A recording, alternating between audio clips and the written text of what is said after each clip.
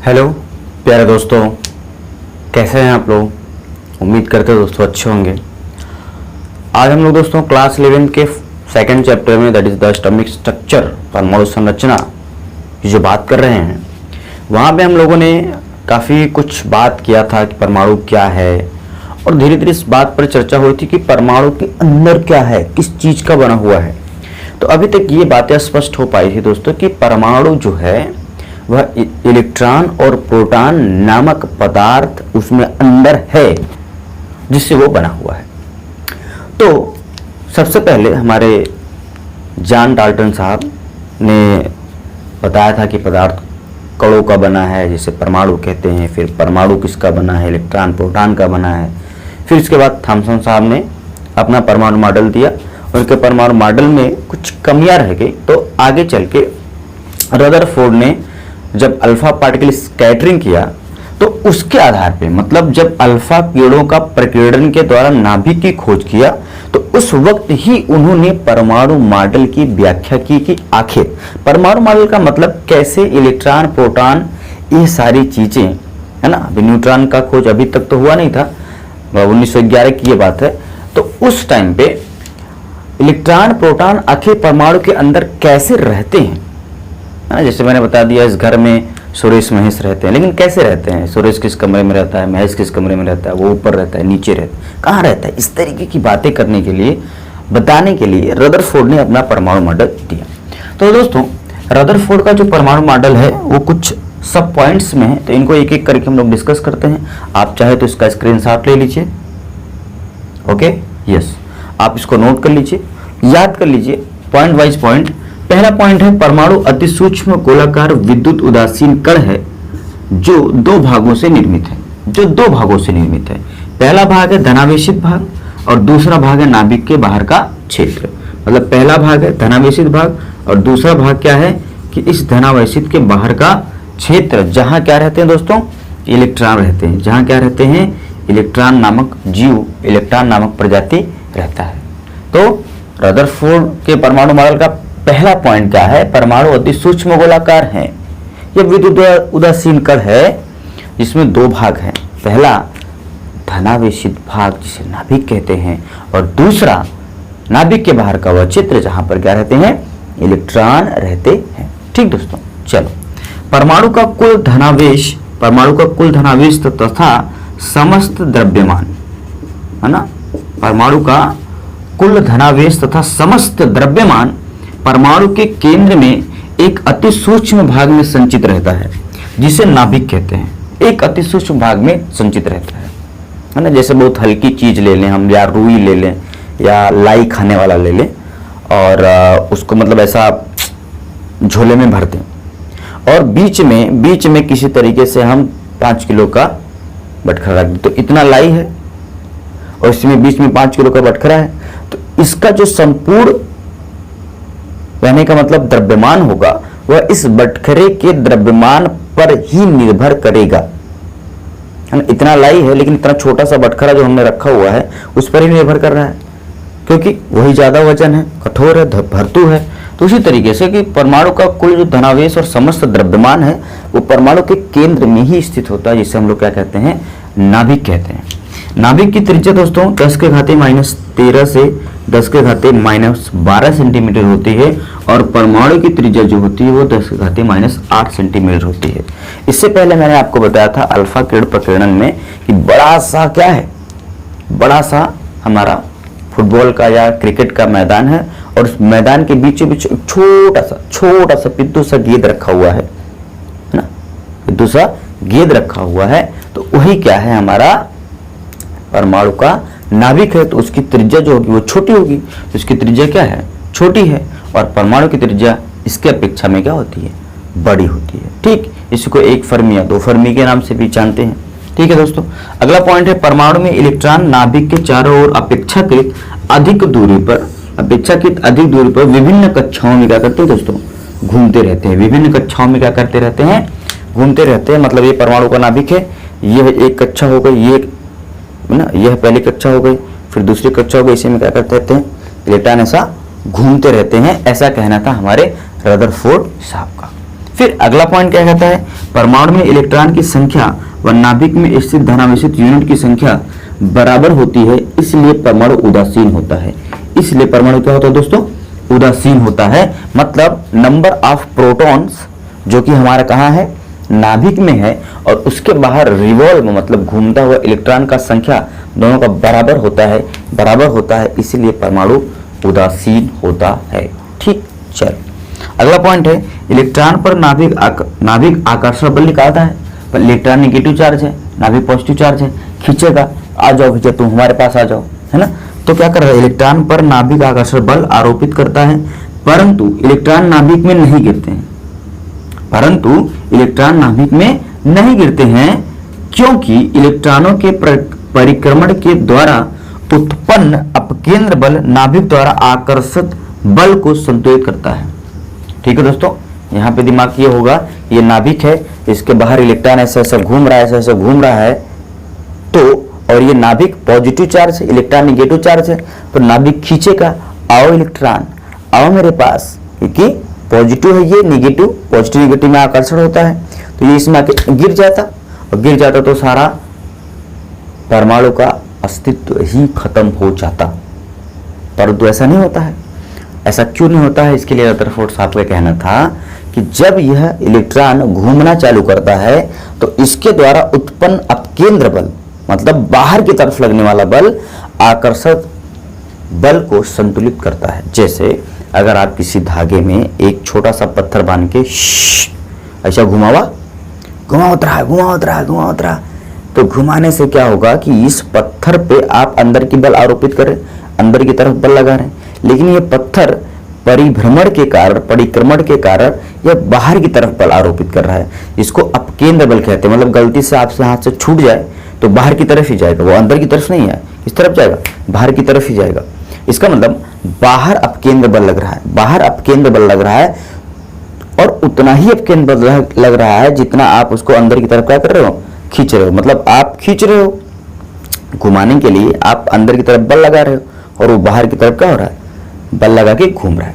तो ऐसे ही रदरफोर्ड साहब का कहना है कि इलेक्ट्रॉन जब परिक्रमण करता है तो उसके द्वारा उत्पन्न अपकेंद्र बल नाभिक द्वारा लगाए गए आकर्षण बल को संतुलित करता है। इसीलिए हमारा इलेक्ट्रॉन जो होता है वह नाभिक में नहीं गिरता है।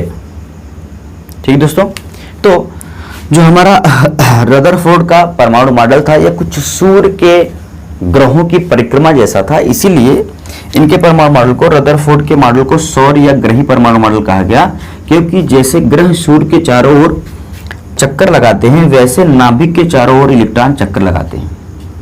जैसे ग्रह सूर्य के चारों ओर चक्कर लगाते हैं वैसे ही नाभिक के बाहर इलेक्ट्रॉन चारों ओर चक्कर लगाते हैं। ठीक है दोस्तों, तो एक बार क्विक रिवीजन करते हैं यहाँ पे कि रदरफोर्ड का परमाणु मॉडल क्या है। परमाणु अधिसूक्ष्म गोलाकार विद्युत उदासीन कण जिसका दो भाग है, एक धनावेशित भाग और दूसरा धनावेशित भाग के बाहर फैला हुआ इलेक्ट्रॉन का भाग। दूसरा है परमाणु का कुल धनावेश एक सूक्ष्म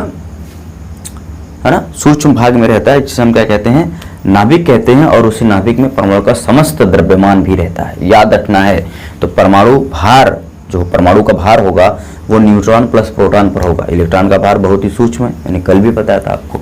ठीक, परमाणु का त्रिज्या 10⁻³ से 10⁻² होती है नाभिक की त्रिज्या, जबकि परमाणु की त्रिज्या 10⁻8 सेंटीमीटर होती है। परमाणु थोड़ा बड़ा होता है और नाभिक काफी छोटा होता है। ठीक, परमाणु में इलेक्ट्रॉन नाभिक के चारों ओर अपेक्षाकृत अधिक दूरी पर विभिन्न कक्षाओं में घूमते रहते हैं, और इलेक्ट्रॉनों की संख्या और धनावेशित यूनिटों की संख्या बराबर होती है, इसीलिए परमाणु उदासीन होता है। और परमाणु घूमता रहता है, मतलब परमाणु के अंदर इलेक्ट्रॉन नाभिक के चारों ओर चक्कर लगाते रहते हैं, तो नाभिक में इलेक्ट्रॉन इसलिए नहीं गिरता है क्योंकि इलेक्ट्रॉन के परिक्रमण के द्वारा उत्पन्न अपकेंद्र बल नाभिक द्वारा लगाए गए आकर्षण बल को संतुलित करता है। रदरफोर्ड के परमाणु मॉडल को सौरग्रही परमाणु मॉडल कहा जाता है, क्योंकि यह मॉडल कुछ इस तरीके से है कि जिस प्रकार सूर्य का चारों तरफ चक्कर लगाते रहते हैं ग्रह, वैसे ही नाभिक का चारों तरफ चक्कर लगाता रहता है इलेक्ट्रॉन। वाह।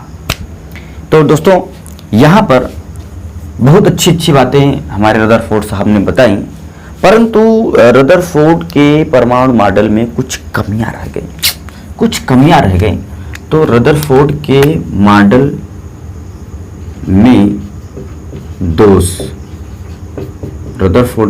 में दोष, तो मैं यहीं पर आपको दिखा दे रहा हूं। मेरा कपड़ा खो गया है, पता नहीं कहाँ दोस्तों में डालने वाला मिल नहीं रहा है।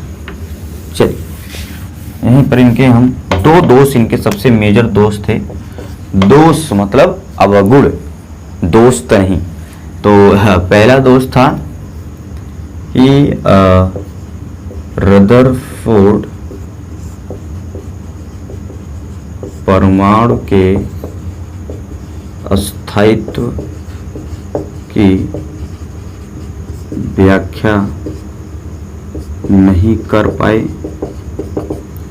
दूसरा दोष, सबसे महत्वपूर्ण दोष था दोस्तों, रदरफोर्ड का मॉडल परमाणु के स्पेक्ट्रम की व्याख्या नहीं कर पाया। ये दो दोष दोस्तों सबसे महत्वपूर्ण हमारे ड्रॉबैक थे हमारे रदरफोर्ड साहब के मॉडल का। पहला क्या था कि रदरफोर्ड परमाणु के अस्थायित्व की व्याख्या नहीं कर पाए। अस्थायित्व का मतलब कि किस तरीके से हमारा जो परमाणु है वो अस्थायित्व है। हमारे एक फिजिक्स के वैज्ञानिक थे मैक्सवेल, उनका कहना था कि जब कोई चार्ज पार्टिकल, इलेक्ट्रॉन पर नेगेटिव चार्ज, जब किसी के पास घूमेगा तो निरंतर वह ऊर्जा का उत्सर्जन करता रहेगा, तो उसकी ऊर्जा धीरे धीरे कम होती रहेगी। जैसे मैं आपको कहूं कि आप एक मैदान है, उस पर गोल गोल घूमो, तो घूमते आपकी एनर्जी खत्म हो जाएगी और गिर जाओगे।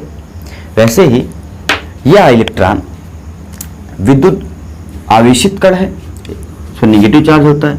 यह अगर नाभिक के चारों ओर चक्कर लगा रहा है तो इसमें से ऊर्जा क्या होती रहेगी, बाहर निकलती रहेगी, और एक समय ऐसा आएगा, ऐसा गोल गोल घूमते हुए यह इलेक्ट्रॉन आके नाभिक में गिर जाएगा और परमाणु का अस्तित्व खत्म हो जाएगा। तो ऐसे में परमाणु कैसे स्टेबल है, इसकी व्याख्या हमारे रदरफोर्ड साहब का परमाणु मॉडल नहीं कर पाया कि क्यों नहीं खत्म होगा इसका ऊर्जा और क्यों नहीं गिरेगा ये। तो पहला था कि ये रदरफोर्ड साहब परमाणु के अस्थायित्व की व्याख्या नहीं कर पाए। तो मैक्सवेल साहब जो कि फिजिक्स वैज्ञानिक थे, इन्होंने इस बात पर चर्चा किया कि इस तरीके से आवेशित कण ऊर्जा उत्सर्जित करता है, और ऊर्जा उत्सर्जित करेगा तो जाहिर सी बात है कि वह धीरे ऊर्जा कम होगा, नाभिक में गिर जाएगा, तो परमाणु खत्म हो जाएगा। बोलिए रदरफोर्ड साहब, क्यों नहीं खत्म होगा? तो इसका जवाब इस परमाणु मॉडल में नहीं था, इसलिए यह अस्थायित्व की व्याख्या नहीं कर पाया। दूसरा दोस्तों, यहां पर जब परमाणु में नाभिक के चारों इलेक्ट्रॉन चक्कर लगा रहा है तो जो स्पेक्ट्रम है, स्पेक्ट्रम का मतलब होता है रंग, कलर, ऊर्जा का उत्सर्जन और ऊर्जा का अवशोषण, ऊर्जा का उत्सर्जन इस तरीके से एक साथ होता है तो हमको कलर दिखाई देता है, जिसको हम लोग स्पेक्ट्रम कहते हैं। आगे हम लोग इस पर और डिटेल में चर्चा करेंगे। तो यहाँ पर इन्होंने जो परमाणु मॉडल दिया उसके अकॉर्डिंग जो स्पेक्ट्रम है वो कैसा होना चाहिए, सतत होना चाहिए। तो कैसा होना चाहिए, सतत होना चाहिए। अगर स्पेक्ट्रम सतत होगा तो उसमें निश्चित आवृत्ति की रेखाएं, ठीक। अब बात को जरा से ध्यान से समझिएगा यहां से, ठीक। स्पेक्ट्रम सतत होना चाहिए, है ना। ये जो हमारा स्पेक्ट्रम है वो सतत होना चाहिए और इसमें निश्चित आवृत्ति की रेखाएं नहीं होनी चाहिए, यह रदरफोर्ड के नियम के अनुसार। सॉरी। अब कहने का आशय है कि लगातार इलेक्ट्रॉन चक्कर लगा रहा है, ऊर्जा का उत्सर्जन कर रहा है। तो स्पेक्ट्रम कैसा होना चाहिए? सतत होना चाहिए। और स्पेक्ट्रम यदि सतत होगा, कंटिन्यूअस होगा, तो उसमें निश्चित आवृत्ति की रेखाएं नहीं होनी चाहिए। परंतु वास्तव में जो आज के समय ज्ञात है वह यह ज्ञात है स्पेक्ट्रम सतत नहीं होता है और उसमें निश्चित आवृत्ति की कई रेखाएं पाई जाती हैं। तो कुल मिला के रदरफोर्ड साहब का परमाणु स्पेक्ट्रम की व्याख्या भी नहीं कर पाया। तो इन दो कारणों की वजह से कि एक तो परमाणु के स्थायित्व की व्याख्या नहीं कर पाया और एक स्पेक्ट्रम की व्याख्या नहीं कर पाया, इन दो कारणों के कारण से हमारा रदरफोर्ड का परमाणु मॉडल हालांकि काफ़ी चीज़ों को एक्सप्लेन किया बट कुछ चीज़ों को एक्सप्लेन नहीं कर पाया। तो इसको एक्सप्लेन करने के लिए अब हमारे एक साइंटिस्ट हैं बोर साहब, जो कि काफ़ी दूसरे साइंटिस्ट का प्लैंक का, इस मैक्सवेल साहब का सहायता लेते हुए काम करेंगे। मिलते हैं नेक्स्ट वीडियो में, उनके परमाणु मॉडल चर्चा करते हैं। Till then bye bye.